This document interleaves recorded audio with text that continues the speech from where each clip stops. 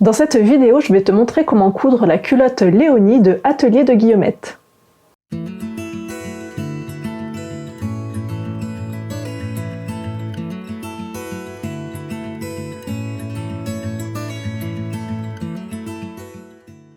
Coucou et bienvenue, je suis Vanessa et sur cette chaîne tu trouveras des tutos couture comme cette vidéo que tu t'apprêtes à regarder, mais aussi des studio vlogs. Alors les studio vlogs, c'est des coulisses de mon atelier où je te montre exactement comment je travaille toute la semaine au jour le jour et où je te parle aussi de la garde-robe fait main que je me construis petit à petit. Donc n'hésite pas à t'abonner à la chaîne si tu es nouvelle ou nouveau, hein, les hommes sont les bienvenus d'ailleurs.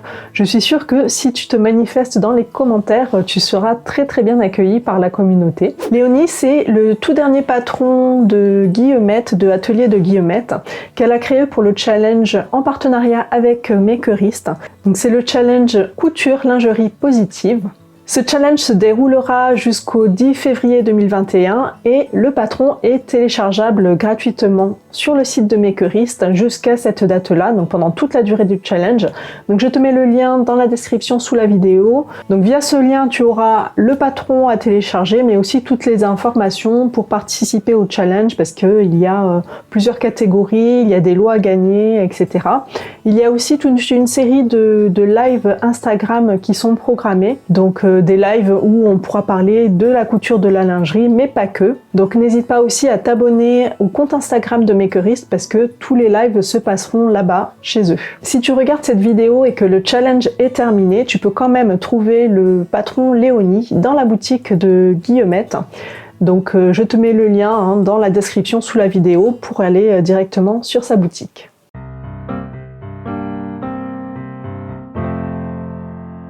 Le patron Léonie est disponible du 34 au 50 et propose plusieurs variantes. Donc on a une version basique avec le devant et le dos en un morceau. Donc si tu n'as jamais cousu de lingerie et que ça te fait un petit peu peur, je te conseille de commencer par cette version-là. Donc sur la deuxième version, il y a une découpe sur le devant qui va nous permettre d'incruster des galons, de la dentelle, etc. Et le dos est découpé en deux parties, donc ça va nous permettre de jouer avec la symétrie ou même d'utiliser des chutes de tissu qu'on a dans notre stock. Et en fait, on peut très bien mélanger toutes ces options-là, et d'ailleurs, c'est ce que j'ai fait, c'est ce que je vais te présenter aujourd'hui, puisque moi, j'ai choisi de prendre l'option 2 pour le devant avec la dentelle, et l'option 1 pour le dos, donc c'est le dos en un seul morceau. Concernant la taille à choisir, je conseille toujours de regarder le tableau, le guide détail qu'il y a dans les patrons, parce que c'est là-dessus, c'est sur ce tableau-là que la créatrice se base pour créer son patron, pour créer toutes ces tailles. Donc toujours se baser sur ce tableau-là. Des fois on a des tailles un petit peu plus grandes, des fois un petit peu plus petites. C'est pas grave, c'est juste des chiffres, il vaut mieux se baser sur ce tableau-là pour être sûr d'avoir une culotte à la bonne taille. Alors que Léonie est une culotte qui est au niveau de la taille de ce patron-là. La culotte est tout juste déposée sur la peau, donc si tu aimes bien être bien maintenue, avoir une culotte qui est un peu plus serrée, il ne faut pas hésiter à prendre la taille en dessous. Donc quand on télécharge le patron, dans le fichier zip, on a trois fichiers. Donc le fichier gradation va concerner le patron, donc c'est là qu'on va vraiment avoir le patron à imprimer. Il y a le livret de couture où on a toutes les instructions, où on a tout ce qu'il faut faire pour reconstituer le patron, mais aussi pour coudre la culotte. Et ensuite, dans le troisième fichier, on a les conseils pour imprimer le patron correctement pour qu'il soit à la bonne taille. Donc ça, on va le voir ensemble. Je vais te montrer exactement comment faire ça. Donc on va ouvrir le fichier gradation et surprise, c'est un PDF à calque. Donc petit pouce en l'air parce que les PDF à calque, on adore ça. Merci Guillemette d'utiliser ce type de fichier parce que c'est vraiment hyper pratique. Donc par contre, il faut absolument l'ouvrir avec Acrobat Reader. Moi, je sais que ça marche tout le temps avec ce logiciel-là. C'est un logiciel gratuit, donc n'hésite pas à le télécharger si tu ne l'as pas. Les autres logiciels, je ne suis pas sûre qu'ils prennent en charge tous ces calques-là. Donc tu ne pourras pas forcément choisir la taille. Donc dans la marge de gauche, je vais désélectionner toutes les tailles que je ne veux pas imprimer. Et attention, on garde bien écriture et bordure. Donc écriture, si tu l'enlèves, tu n'auras plus la légende sur ton patron, donc tu ne sauras plus quelle pièce et quoi. tu vas perdre tout ça, tu vas perdre le droit fil, tu vas perdre toutes ces informations-là. Et si tu enlèves bordure, en fait, ça va t'enlever tout le cadre et qu'il y a autour et tu ne pourras plus reconstituer le patron correctement. Donc attention à ne pas désélectionner ces deux cases-là parce que c'est quand même très utile pour le patron. Donc j'imprime, je clique sur ma petite imprimante, je vais tout imprimer et chose très importante, on imprime en taille réelle et non pas en ajustant à la page parce que ça va déformer le patron et quand il va sortir, il ne sera plus du tout à la bonne taille. Donc très important, on imprime en taille réelle, ou ça peut être aussi en 100%, ça marche aussi, mais voilà, c'est très important de faire ça. J'imprime. Une fois que le patron est imprimé, on va vérifier qu'il a été imprimé à la bonne taille. Donc tout à la fin, la dernière page, en fait, c'est là qu'on retrouve notre carré de contrôle. Donc je vais prendre ma règle et puis je vais mesurer ici le carré et il faut être sûr que ça soit aux bonnes mesures. Et c'est bon, donc là mon carré fait bien 5 cm sur 5 cm. Si jamais tu n'as pas les bonnes mesures au niveau de ce carré là, si c'est trop grand, enfin si le carré est plus petit ou plus grand que ce que tu mesures toi, alors ça veut dire que tu n'as pas imprimé en taille réelle ou en 100%. L'imprimante a ajusté le fichier à la page et donc ça a déformé ton patron. Donc il faut le réimprimer, ça sert à rien d'essayer de le coudre parce que tu vas rater de toute façon ton vêtement, il ne sera pas du tout à la bonne taille. Il vaut mieux réimprimer qu'essayer de coudre quand même quelque chose qui n'a pas été bien imprimé. Et ensuite, on reconstitue le patron en suivant le tableau, en suivant le schéma qui est donné par Guillemette dans le livret de couture. Une fois qu'on a découpé toutes les pièces, on ne va garder que celles dont on aura besoin pour la couture actuelle. Donc rappelle-toi, c'est un patron qui propose plusieurs options et donc il y aura des pièces qu'on ne va pas utiliser forcément pour cette culotte-là. Donc moi, je vais utiliser les pièces 2, 3, 4, 5 et 7. Donc les autres, je les mets de côté et je les utiliserai une autre fois. Et donc je vais découper toutes ces pièces dans mes tissus, dans les différents tissus.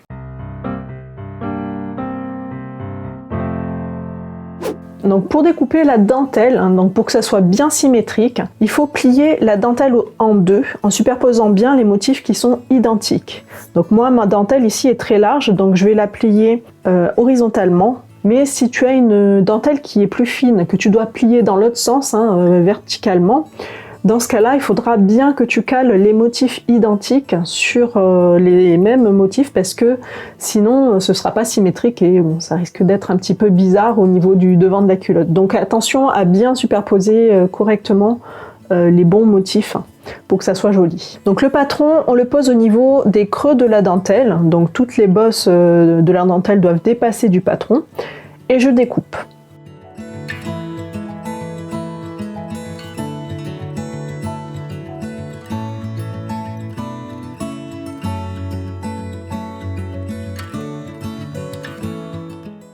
Et une fois qu'on a toutes les pièces découpées, on peut passer à la couture.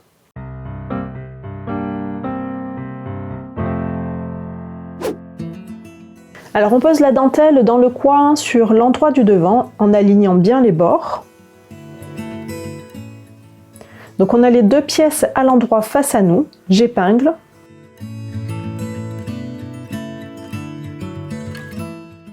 Je vais venir surpiquer le bord de la dentelle au point zigzag. Donc on va coudre très lentement pour bien suivre la dentelle et ne pas dépasser. Si besoin, on peut faire des pivots, c'est-à-dire que je plante l'aiguille, je soulève le pied, je pivote le tissu pour le remettre dans l'axe, je rabaisse le pied et je fais quelques points et je continue comme ça tout le long. Donc vraiment, il faut y aller lentement, c'est pas la peine de se presser, c'est vraiment une partie assez délicate. Pour que la dentelle soit bien fixée, il faut y aller lentement, il ne faut pas y aller trop vite, sinon tu risques de déborder aussi de la dentelle et la couture va se voir. Et aussi, un point important, c'est qu'il faut prendre un fil assorti à la dentelle pour que la couture reste invisible. Ensuite, on va mettre l'autre côté, donc je pose la dentelle sur le devant à l'endroit. J'épingle et je couds pareil au point zigzag. Ensuite, on rajoute les côtés. Donc pour ne pas me tromper, je pose les pièces à plat sur ma table, l'endroit face à moi de toutes les pièces, et je retourne l'un des côtés sur le devant. J'épingle, comme ça je suis sûre que c'est endroit contre endroit.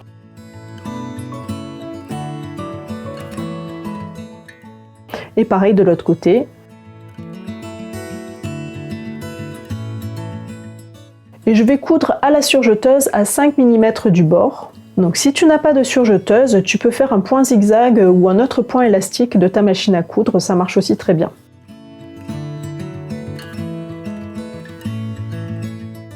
Ensuite, on va coudre la patte d'entrejambe. Donc je prends le devant tête en bas avec la face à l'endroit. Je prends la patte en tissu et je la pose endroit contre endroit sur le devant. Et j'épingle. Je retourne le tout et je prends la patte en doublure et je pose l'endroit de la patte contre l'envers du devant et j'épingle ces 3 épaisseurs ensemble. Donc avant de coudre, si tu as peur de te tromper, tu peux vérifier, il suffit de tout déplier. Ici, c'est dans le bon sens, je retourne là aussi, donc c'est bon. Donc je vais faire ma couture à 1/2 cm du bord à la surjeteuse. Et ensuite, on va ajouter le dos. Donc je pose le devant à plat sur ma table.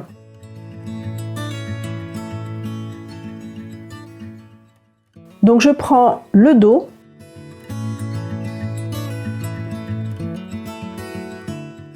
Que je pose endroit contre endroit sur la patte en tissu, donc la patte qui est en haut.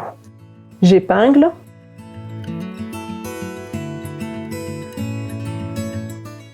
Et je remonte la patte en doublure, que j'aligne bord à bord avec le dos. J'épingle les 3 épaisseurs ensemble. Ici, on peut étirer très légèrement pour que ça se mette bien en bord à bord, pour que les 3 épaisseurs soient bien alignées. Voilà, donc là, j'ai le dos et le devant qui sont à l'intérieur. Ils sont pris en sandwich entre les 2 pattes. Donc là aussi, si tu veux, on peut vérifier avant de coudre. Tu peux tout mettre sur l'endroit et voir que les coutures seront bien à l'intérieur des 2 pattes. Donc là, moi, c'est bon. Je remets tout à l'envers et je vais faire ma couture à 1/2 cm du bord à la surjeteuse.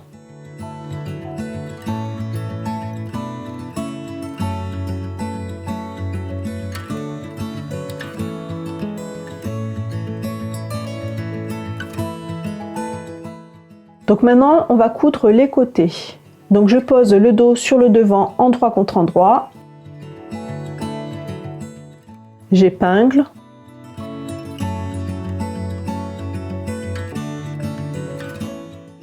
Et je couds à 1/2 cm du bord. Donc pareil, hein, à la surjeteuse ou avec une couture élastique de ta machine à coudre.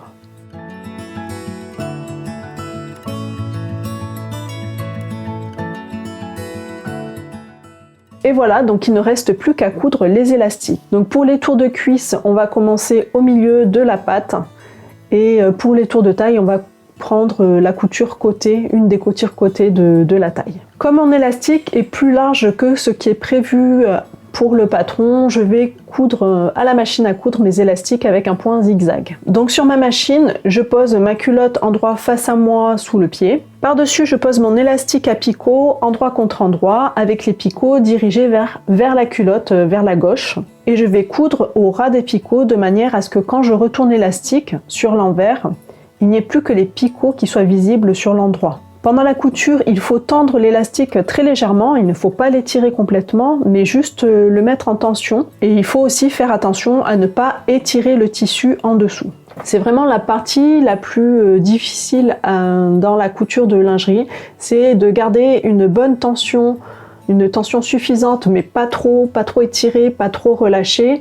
Et il faut garder cette tension tout le long de la couture, tout le long, il faut garder vraiment la même tension sur le tour de cuisse, sur le tour de taille. Donc c'est un petit coup à prendre, hein, c'est pas forcément facile la première fois, mais avec l'habitude, ça devient assez facile. On arrive vraiment à tendre à donner exactement la bonne force à chaque fois. Donc sur cette partie-là, j'ai fait aussi une vidéo bien plus détaillée, je te mets le lien d'ailleurs directement dans le petit i, sur comment coudre correctement des élastiques en lingerie. Donc n'hésite pas à aller la voir, hein, il suffit de cliquer dans le petit i ici. Donc je couds au zigzag en alignant bien le bord de mon élastique sur le bord de ma culotte. Et je couds tout autour en essayant de garder la même tension tout le long. Lorsque j'ai fait le tour, je continue encore sur 1 cm environ en chevauchant l'élastique du début. Et je coupe le fil et l'élastique. Donc je vais faire comme ça pour les 2 tours de cuisse et pour le tour de taille. Ensuite la prochaine étape c'est facultatif, mais je trouve que ça fait des finitions beaucoup plus propres, beaucoup plus jolies. Et en plus ça permet d'avoir moins d'épaisseur de tissu à coudre. Donc moi je la fais tout le temps, mais ce n'est pas obligé. Tu peux sauter cette étape et passer directement à retourner l'élastique et à la coudre. Mais je vais te montrer quand même ce que je fais. Donc ce que je fais en plus, c'est que je vais recouper la marge de couture au ras du zigzag. Donc là il faut faire attention à ne pas couper ni la couture ni l'élastique.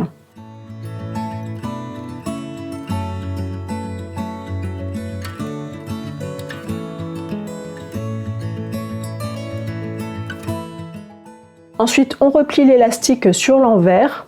Et on va venir surpiquer l'élastique en visant cette fois-ci l'autre côté de l'élastique pour bien le maintenir en place.